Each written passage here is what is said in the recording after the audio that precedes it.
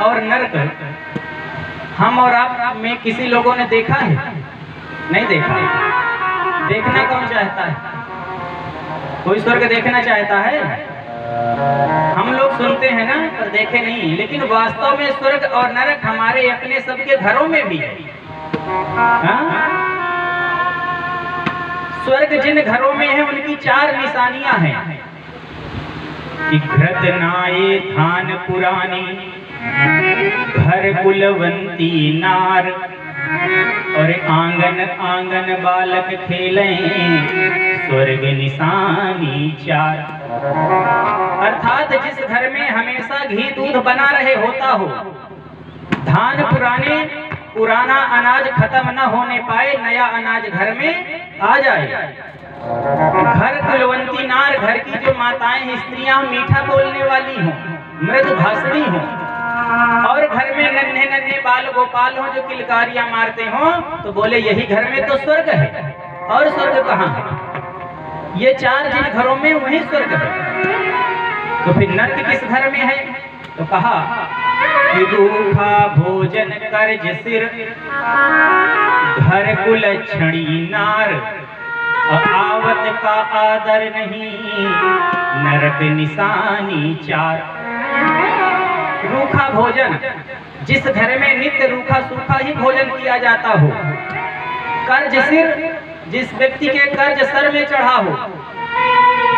घर कुलक्षणी नार, घर की जो माताएं हो हमेशा लड़ाई झगड़ा करने वाली, चुगली करने वाली हो, कटु वचन बोलने वाली हो। आवत का आदर नहीं, कोई घर में आ जाए तो उसका आदर सत्कार न करे, ऐसे ही घर में नरक होता है। यही 4 नरक की पहचान है। स्वर्ग और नरक, हम लोग कहते नहीं कि अमुक व्यक्ति स्वर्गवासी हो गया, तो हमको कैसे पता कि स्वर्ग गया कि नरक गया? तो कहते हैं जब स्वर्ग और नरक का भोग करके इस पृथ्वी में हम लोग आते हैं तो हमारे ऊपर भी कुछ पहचान निशानियां होती, 4 निशानी होती। अब जो स्वर्ग से व्यक्ति आया हो उसकी 4 पहचान कौन कौन सी हैं? बहुत से लोग वैसे हमारे बीच में जितने बैठे सब स्वर्ग से आए हैं, तभी तो भगवान की कथा सुन रहे हैं। यहाँ नरक से आने वाला कोई नहीं है ना। कहा कि स्वर्गे स्थितानामिहि जीवलोके,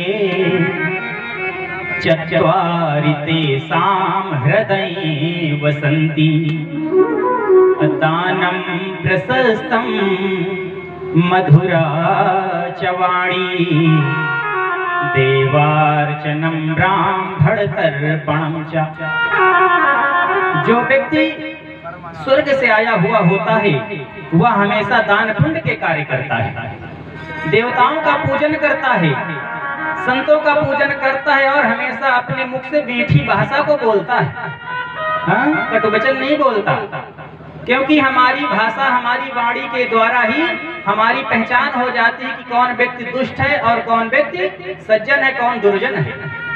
काकः कृष्णः पिकः कृष्णः को काकः पिक काकयोः, वसंत समय प्राप्त काकः काकः पिकः पिकः।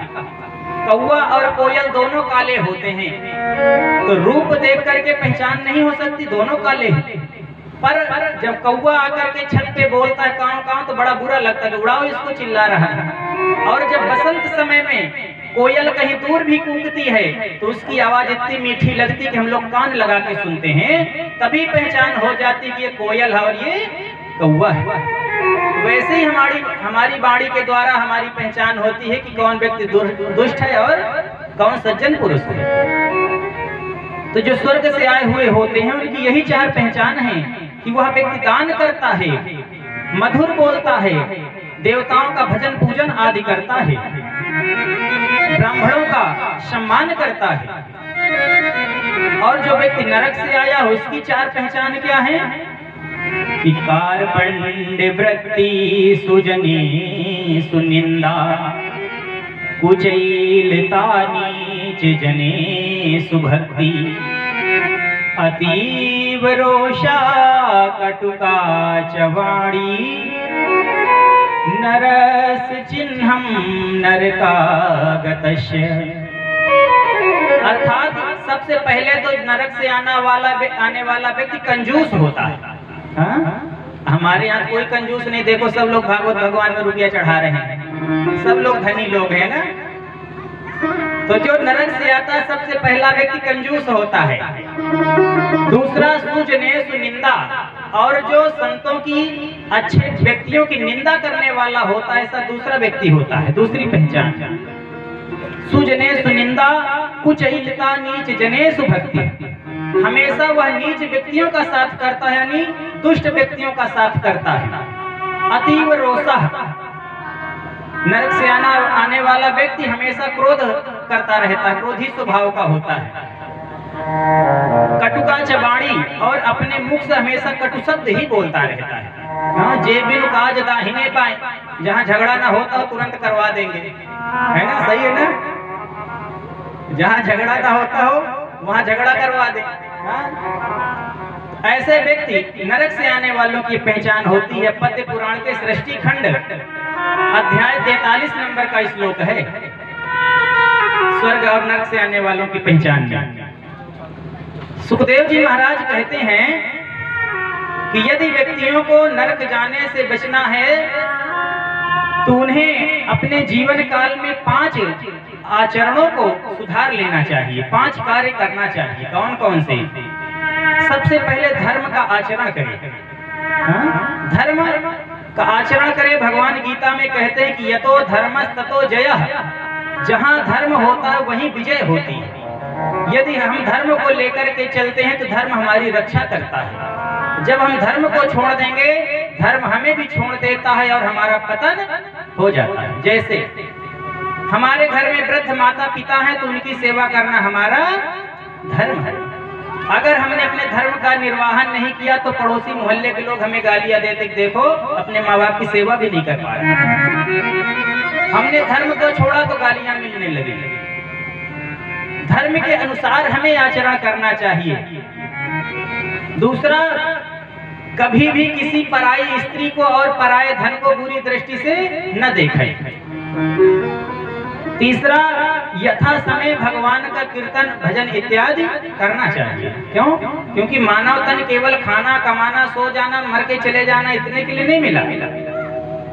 कबीर जी कहते हैं कि कबीरा सोया क्या करे, जाग के जपो मुरार, एक दिन है फिर सोवना लंबे पांव पसार। एक दिन तो हमेशा के लिए सो जाना है, तो आज से काहे को रात भर खर्राटे मारते हो, अब सुबह जल्दी उठ जाया करो।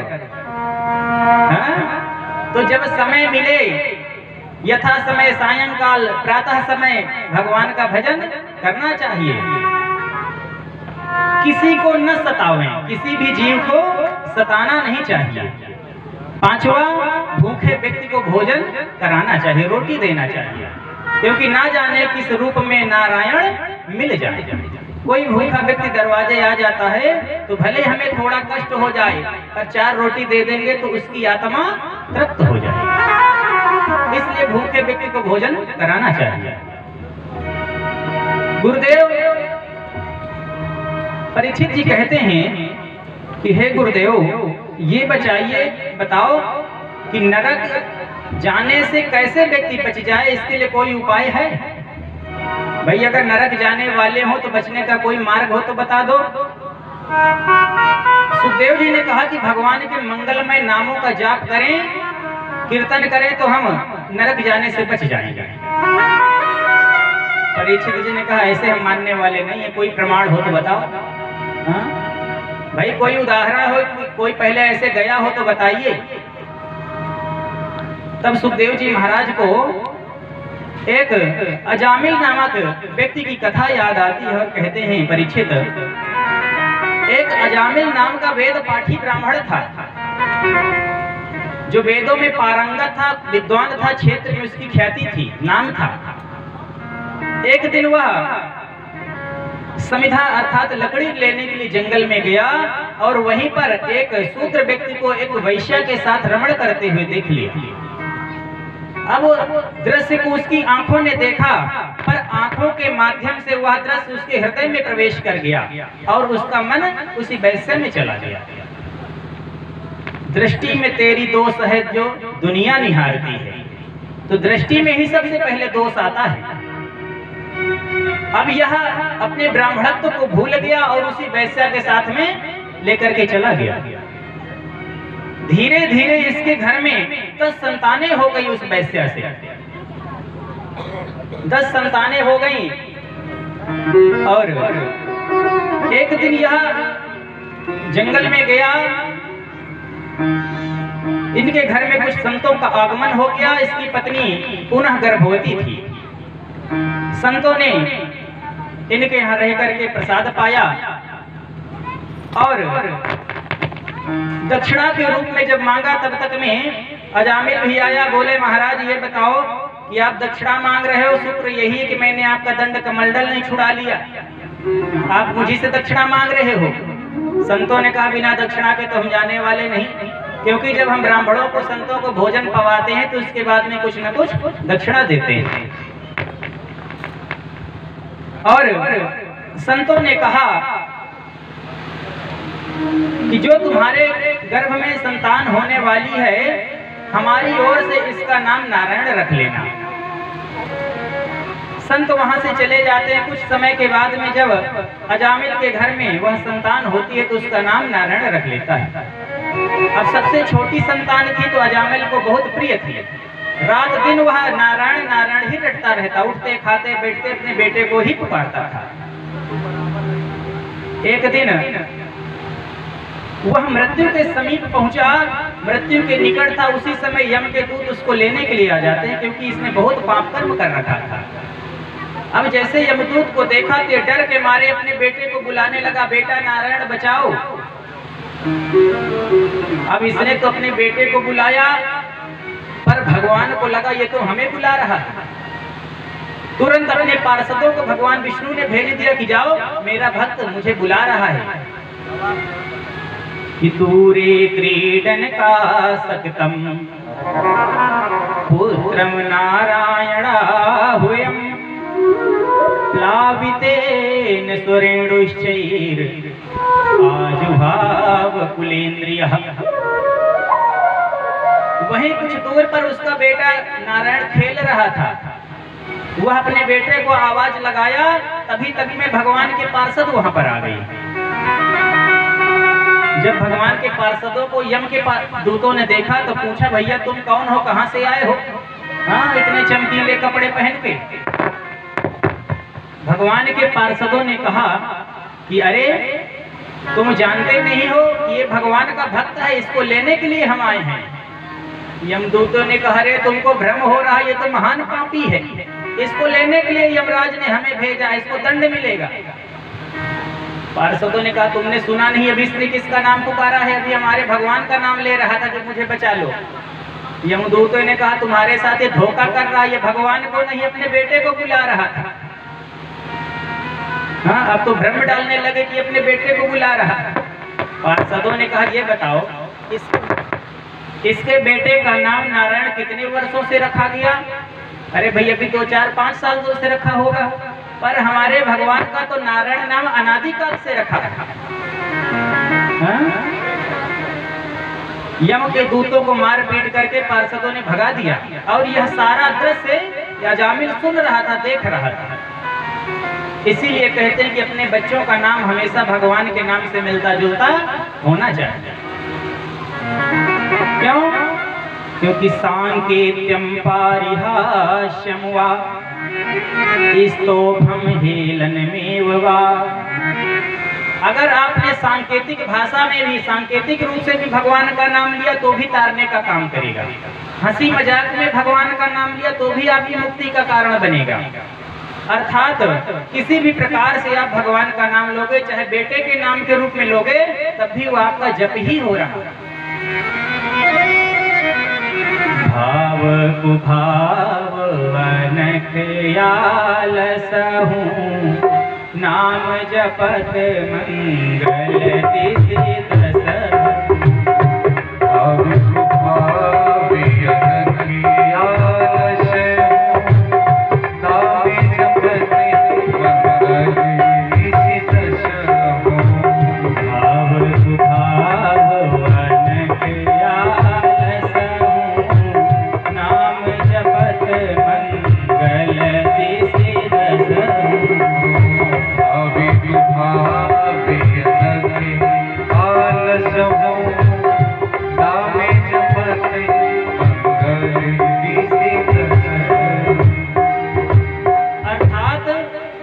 भगवान का नाम आप चाहे भाव से ले चाहे कुभाव से ले। हाँ, जैसे जहर का कार्य है मारना। अब कोई जानकार व्यक्ति चाहे पी ले चाहे अबोध बालक पी ले, उनको मरना पड़ेगा।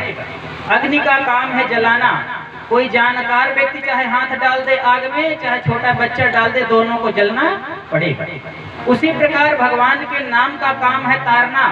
तो आप चाहे ये न के प्रकार जैसे भी भगवान का नाम लो, वो अपना प्रभाव दिखाएंगे। इसलिए भगवान का नाम किसी भी रूप से लेना चाहिए। पार्षद भी चले गए, यम के दूत भी चले गए, सारा दृश्य अजामिल ने देख रखा था। और जब देखा तब उसको वैराग्य हो गया। तुरंत अपना घर द्वार छोड़ करके हरिद्वार पहुंच गया, क्योंकि अब समझ में आ गया कि थोड़ा सा समय मिला है, अपने आप को सुधार लो। हरिद्वार में गया और भगवान की भक्ति करने लगा। अंत तो गत्वा अपने परम धाम को उसने पा लिया, अपना वैकुंठ संवार लिया भगवान की भक्ति करके। हम लोग क्या करते हैं कि संसार में ही लिप्त रहते, छोड़ना ही नहीं चाहते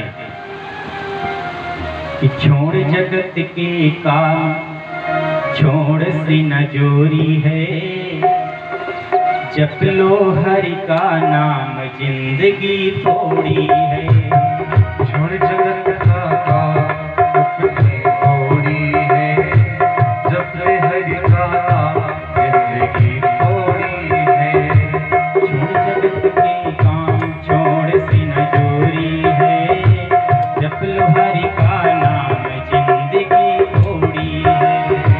छोड़ जगत का काम थोड़ी है, जप ले हरि का नाम जिंदगी थोड़ी है। जय हो।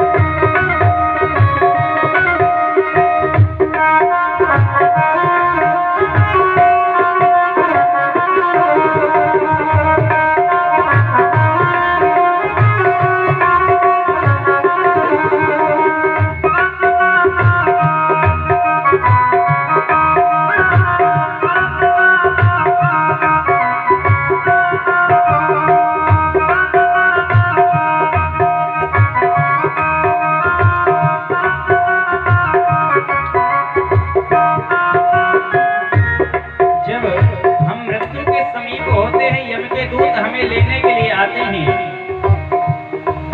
यमदूत लेने को आवे तोहे कस कस मार लगावे। यमदूत लेने को आवे तोहे कस कस मार लगावे। यमदूत लेने को आवे तोहे कस कस मार लगावे। यमदूत लेने को आवे तोहे कस कस मार लगावे। तेरी एक समझ ना आवे तो पड़े पड़े पछतावे। तेरी एक समझ ना आवे तू बड़े बड़े पछतावे। चैन पर चोरी है जप लो हरि का नाम जिंदगी थोड़ी है। जप ले हरि का नाम जिंदगी थोड़ी है।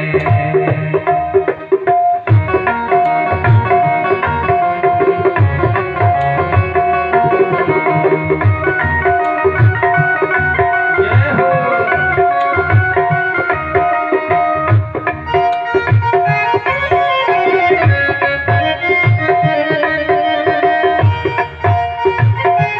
हरि बोल।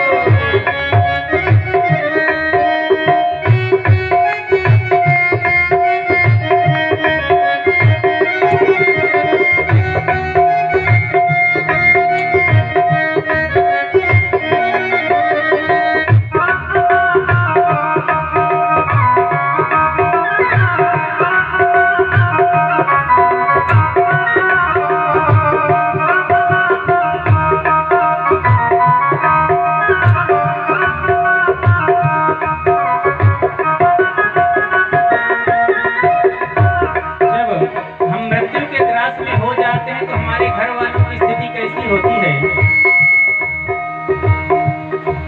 तेरी बहना रुदन मचावे पीहर की याद सतावे। तेरी बहना रुदन मचावे पीहर की याद सतावे। तेरी बहना रुदन मचावे पीहर की याद सतावे। तेरी बहना रुदन मचावे पीहर की याद सतावे। तेरी तिरिया बिल खत आवे और दरवाजे तक जावे। तिरिया बिल खत आवे और दरवाजे तक जावे। बिछड़ गई जोड़ी है जप लो हरि का नाम जिंदगी थोड़ी है। जप लो हरि का नाम जिंदगी थोड़ी है। जय हो।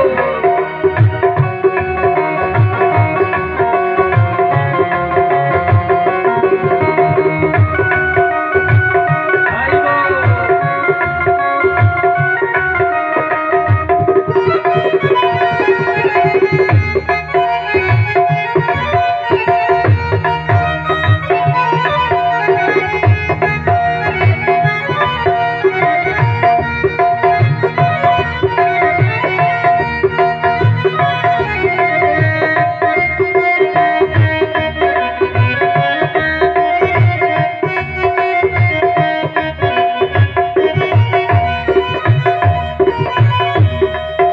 जिस घर परिवार वालों को हमने खूब प्रेम किया, लोग हमें खूब चाहते थे, पर जैसे ही हमारा प्राण यहाँ से निकलता है तुरंत घर वालों को जल्दी होती, भैया इसको तुरंत घर से लेकर के शमशान की ओर चले।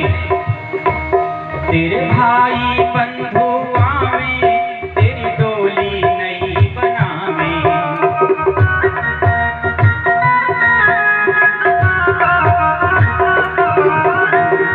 तेरे भाई बंधु आवे तेरी डोली नहीं बनावे।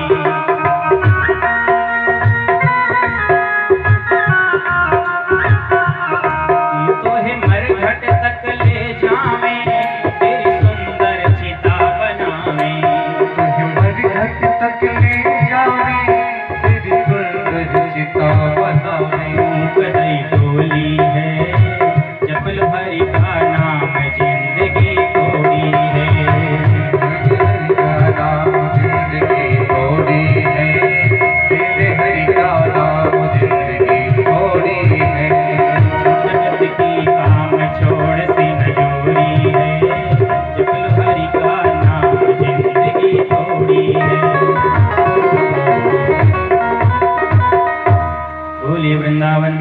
लाल की। तो वह अजामिल भगवान की भक्ति करके अपने आप को भगवान के ही चरणों में विलीन कर लेता है। जब इधर वह यमदूत यमराज के पास पहुंचे थे और बताया सारा हाल कि हम जिसको लेने गए थे उसके लिए तो भगवान के पार्षद भी पहुंच गए थे। यमदूत ने सुना, तुरंत उनका मुख बंद करा दिया। अरे अब कभी भगवान का नाम यहाँ मत लेना, क्योंकि भगवान की महिमा को सब कोई नहीं जान सकता। हम 12 लोग हैं जो थोड़ी बहुत भगवान की महिमा जानते हैं। कौन से 12 लोग हैं? स्वयंभुर्नारदः शंभु, कुमारः कपिलो मनुः, प्रह्लादो जनको भीष्मो, वलिर्व्यासकिर्वयम्। अर्थात स्वयंभु यानी मनु महाराज, शंभु शिव जी, सनक सनंदन चारों कुमार, कपिल जी, प्रहलाद, जनक, भीष्म आदि 12 लोग हैं जो हम थोड़ी बहुत भगवान की महिमा जानते हैं, पूरा हम भी नहीं जानते। इसलिए इस नरक में कभी भगवान का नाम मत लेना, नहीं जितने पापी पड़े ये भी सब मुक्त हो जाएंगे, तो मेरी तो दुकानदारी बंद हो जाएगी, है ना। इसलिए हमें भगवान का आश्रय लेकर के अपनी मुक्ति का कारण बनाना चाहिए। सुखदेव जी महाराज से परीक्षित जी कहते हैं, प्रभु आप हमेशा कहते आते हो कि भगवान समदर्शी हैं, हाँ, सबको एक समान रूप से देखते हैं, पर हमको तो समान नहीं लगते। क्यों? जब देखो देवताओं का साथ देते हैं, राक्षसों को ही मारते रहते हैं, तो फिर समदर्शी कहाँ हुए? सुखदेव जी कहते हैं, परीक्षित एक बार यही प्रश्न आपके दादा युधिष्ठिर ने नारद जी से पूछा था, और उन्होंने जो सुनाया था वही मैं आपको सुना रहा हूं। अरे भगवान तो समदर्शी ही हैं। क्यों? क्योंकि अगर समदर्शी ना होते तो दैत्यों को हमेशा मारते ही नहीं है। दैत्यों में भगवान के भक्त भी हुए हैं, प्रहलाद और बलि, जिनको भगवान ने अपनी भक्ति प्रदान की है। अगर दैत्यों को मारते रहते तो भला इनको भक्त कैसे बना लेते? तब परीक्षित ने पूछा, प्रभु ये प्रहलाद कौन है? तब सुखदेव जी कहते हैं कि भगवान की घोषणा है। भगवान कहते हैं, व्यक्ति मुझे जिस भाव से भजता है मैं भी उसको उसी भाव से प्राप्त होता हूँ। शत्रु मुझे शत्रु भाव से भजते हैं, तब मैं शत्रुवत उनसे मिलता हूँ। गोप्यः कामात् भयात् कंसो द्वेष्यश्चैत्या दयो नृपः। गोपियों ने भगवान को पति रूप में चाहा, पति के रूप में प्राप्त हुए। कंस आदि राजाओं ने द्वेष किया तो भगवान ने उनका उद्धार किया। तो हम जिस रूप से भगवान को चाहते हैं ईश्वर, उसी रूप से हमें प्राप्त होते हैं। द्वादश भागवत में 2 नाम दैत्यों के, जिनमें प्रहलाद और बलि हैं। परीक्षित ने पूछा कि प्रहलाद पर भगवान की कृपा कैसे हुई, आप उनका चरित्र हमें सुनाइए। सुखदेव जी कहते हैं कि जिस समय हिरणाक्ष का भगवान ने वध किया तो उसका भाई हिरण्यकश्यप भगवान से बैर कर बैठा, दुश्मनी रख लिया। अब उसने अपने राज्य में ढिढोरा पिटवा दिया कि कोई भी वेद पाठ न करे, यज्ञ हवन न करे, विष्णु का कोई पूजन न करे, सब कुछ बंद करवा दिया। मंदराचल में जाकर के भयानक तपस्या किया और ब्रह्मा जी से वरदान ले लिया कि ब्रह्मा जी मैं किसी अस्त्र शस्त्र से न मरूं, रात में दिन में न मरूं, किसी जीव जंतु से मनुष्य से न मरूं, और न भीतर मरूं न बाहर, न ऊपर न नीचे, अर्थात मेरी ब्रह्मा की बनाई हुई किसी सृष्टि से मरण न हो। ब्रह्मा जी ने भी तुरंत वरदान दे दिया। अब जैसे ही ब्रह्मा जी से वरदान पाया तो इसने अपने आप को अजर अमर समझ बैठा, हाँ? आतंक मचाना शुरू कर दिया। यदा देवे सुवेदेषु गोसु विप्रेषु साधुषु धर्मे मयि च विद्वेषा सवा आसु विनश्यति। कोई भी देवता का पूजन नहीं करेगा, वेद का पाठ नहीं करेगा, गौ विप्रों का सम्मान नहीं करेगा, अन्यथा उसे मैं दंड दूंगा। इसके 4 पुत्र थे, अहलाद, अनुहलाद, सनहलाद और प्रहलाद। सबसे छोटे प्रहलाद थे। बचपन से ही भगवान की भक्ति की ओर प्रहलाद जी का मन लगा।